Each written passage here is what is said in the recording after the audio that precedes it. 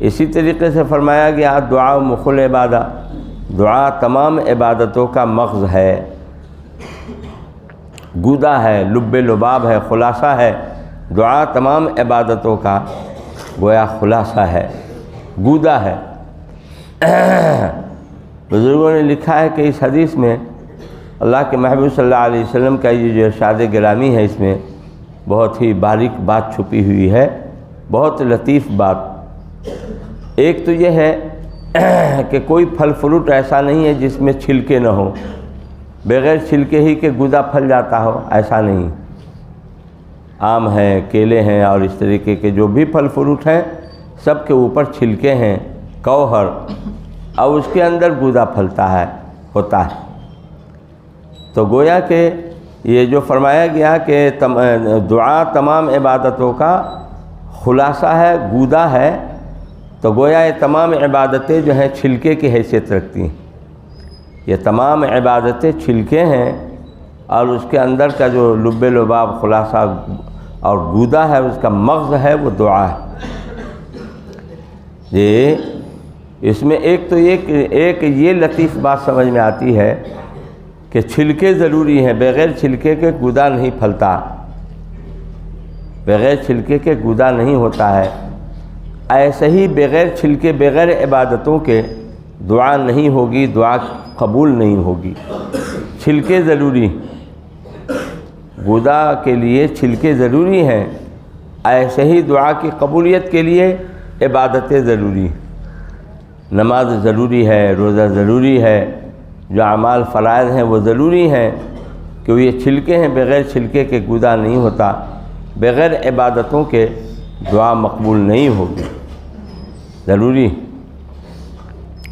اور دوسری بہت لطیف بات یہ سمجھ میں آتی ہے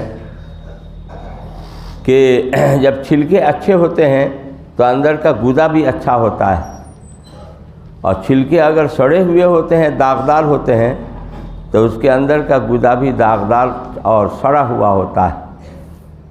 جی، تو یہ عبادتیں جو ہے چھلکے ہیں، عبادتیں اچھی ہوں گی، اخلاص اور للہیت والی ہوں گی، جی، ریا و نمود سے خالی ہوگی، گویا چھلکے اچھے ہیں، تو اس کے اندر کا جو گودا دعا ہے، دعا بھی اچھی ہوگی، شاندار ہوگی، جاندار ہوگی، قبولیت کی شان والی ہوگی۔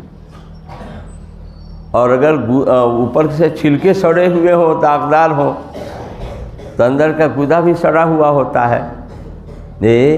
تو اگر ان عبادتوں کے اندر نقص ہے، عیب ہے، للہیت نہیں ہے، اخلاص نہیں ہے، بلکہ دکھاوا، ریا و نمود ہے، شہرت کا جذبہ ہے، تو گویا چھلکے داغدار ہیں، سڑے ہوئے ہیں، عبادت گویا سڑی ہوئی ہے، تو اس کے اندر کا جو گودا ہے دعا، وہ بھی سڑی ہوئی ہوگی، اللہ کے ہاں قبولیت کے درجے کو نہیں پہنچے گی، اور اس میں قبولیت کی اجابت کی شان نہیں ہوگی۔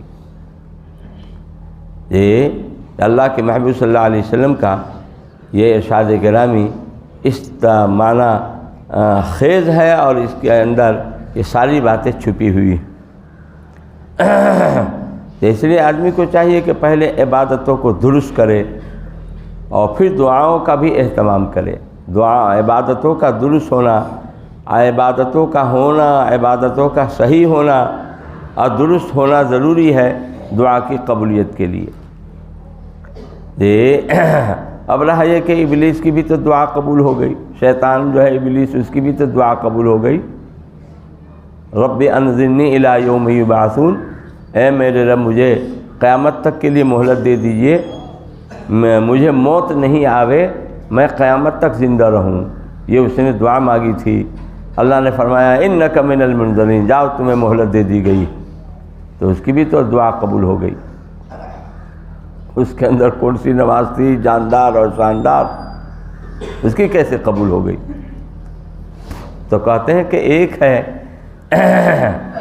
قبولیت کے ہیں، ایک کا ایک درجہ تو یہ ہے کہ اکرام کے ساتھ کوئی آدمی مانگنے آتا ہے، ایسے شخص کے دروازے پر آیا مانگنے جو اس کا دوست ہے، جی، تو اسے دعا سلام کرتا ہے، اس کو اندر بیٹھلاتا ہے اور کہیے کیسے تشریف لائے ہیں، پھر اس کی جو درخواست ہوتی ہے اس پر غور کر کے اس کو منظور کرتا ہے، قبول کرتا ہے۔ دیتا ہے، یہ ہوا اکرام کے ساتھ دینا۔ ایک شخص ہے جو آیا جس کی کوئی جان پہچان نہیں ہے، حالت بھی ایسے ہی ہے، مانگتا ہے، تو جلدی سے جو 2 روپیہ 5 روپیہ دے کر کے اس کو ادھر ہی سے ادھر ٹرخا دیتا ہے، لوٹا دیتا ہے، یہ بھی ایک دینا ہوا۔ تو یہ دینا جو ہے بے اکرامی کے ساتھ ہوا اور ذلت کے آمیز یہ دینا ہوا کہ ذلت چھپی ہوئی ہے اس میں۔ لیکن پہلے شخص کو جو اس کے دوست نے دیا ہے، اکرام کے ساتھ بیٹھلایا، پھر اس کی باتوں کو غور سے سنا اور پھر جو اس کا تقاضا ہے اس کو پورا کیا، دیا، یہ اکرام کے ساتھ ہوا ہے۔ تو ایک مومن کی دعا جو قبول ہوتی ہے اور اللہ اس کو جو دیتا ہے وہ اکرام کے ساتھ دیتا ہے۔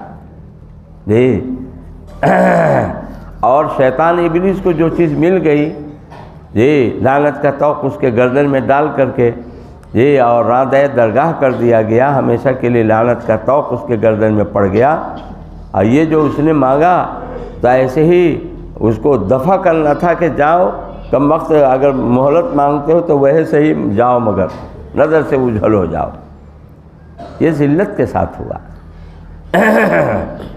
تو مومن کے لیے جو ہے دعا ہتھیار ہے اور اس کا خاص طور پر اہتمام کرنا چاہیے، اور اللہ سے جو ہے اڑ کر کے مانگنا چاہیے، گڑ گڑا کر مانگنا چاہیے، رو کر مانگنا چاہیے۔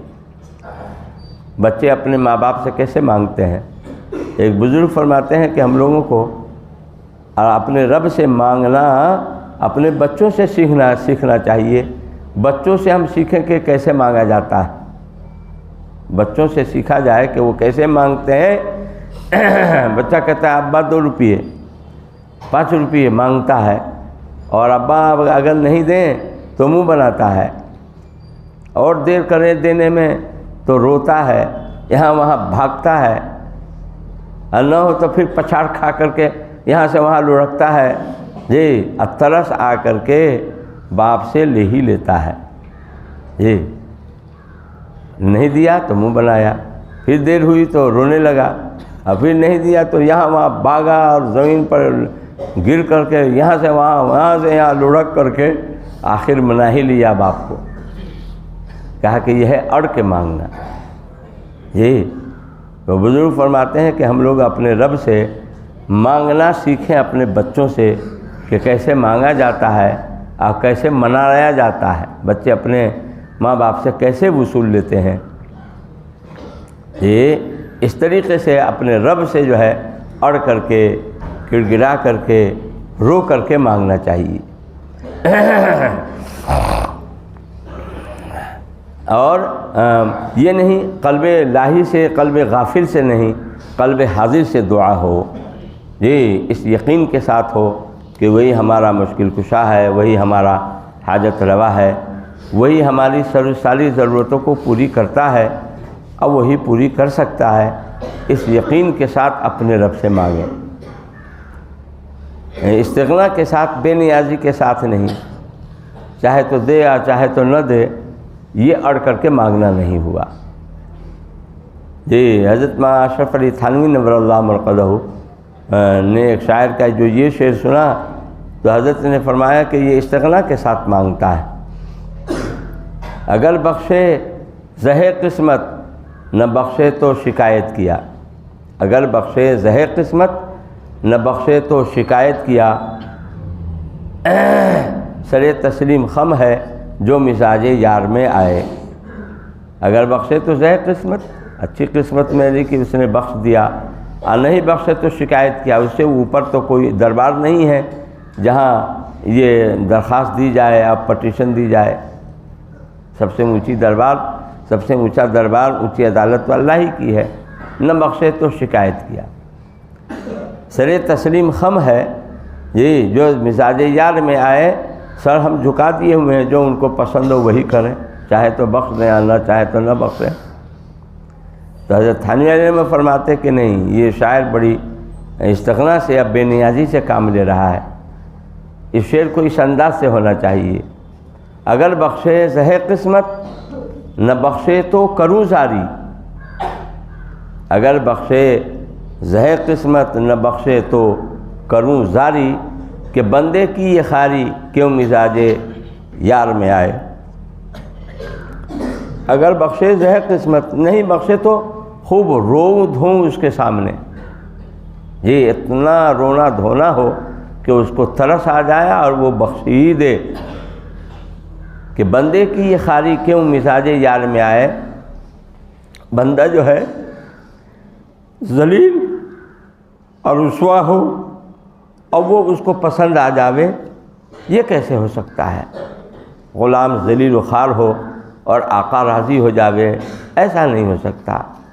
آقا بھی اپنے غلام کی ذلت کو اپنی ذلت سمجھتا ہے، اس کی خالی کو اپنی خالی سمجھتا ہے کہ بندے کی یہ خالی کیوں مزاج یار میں آئے، کہ بندے کی یہ ذلت و رسوائی یہ آقا کو کیسے پسند آئے، اس لیے میں خوب رو دھوں جب تک کہ وہ بخش نہ دے۔ یہ ہے اڑ کر کے مانگنا۔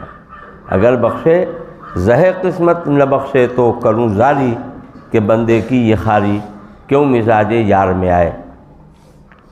تو کہتے ہیں اڑ کر کے مانگنا ہو، گڑ گڑا کر کے مانگنا ہو، اور اسی کے ساتھ ساتھ دعا کی جو قبولیت، دعا کبھی رد نہیں ہوتی مومن کی، مومن کی دعا کبھی رد نہیں ہوتی ہے، مومن کی دعا تو قبول ہی قبول ہوتی۔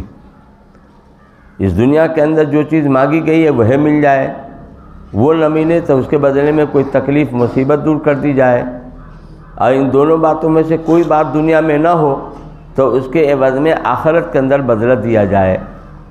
یہ تین باتوں میں سے کوئی بات ضرور ہوتی، اور کہتے ہیں کہ دعا کی قبولیت کے یہی تین درجے ہیں، یا تو بعینی ہی وہی چیز مل جائے، یا اس کے بدلے میں کوئی مصیبت اور تکلیف دور کر دی جائے۔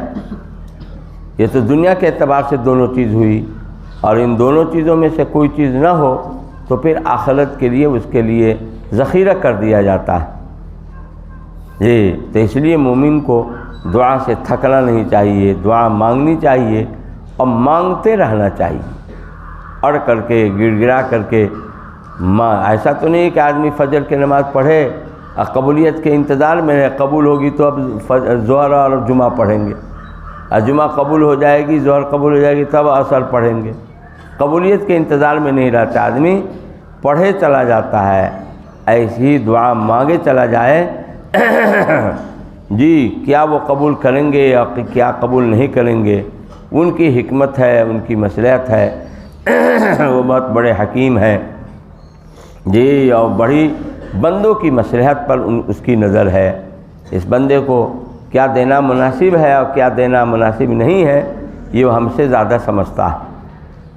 بچے جو ہے چاکلیٹ بھی مانگتے ہیں اور چھری چاقو بھی مانگتے ہیں بچے، لیکن ابا جانتے ہیں کہ بھائی چھری دینے کی چیز نہیں، وہ تو ہاتھ پر چلا لے گا، چاکلیٹ دینے کی چیز جی۔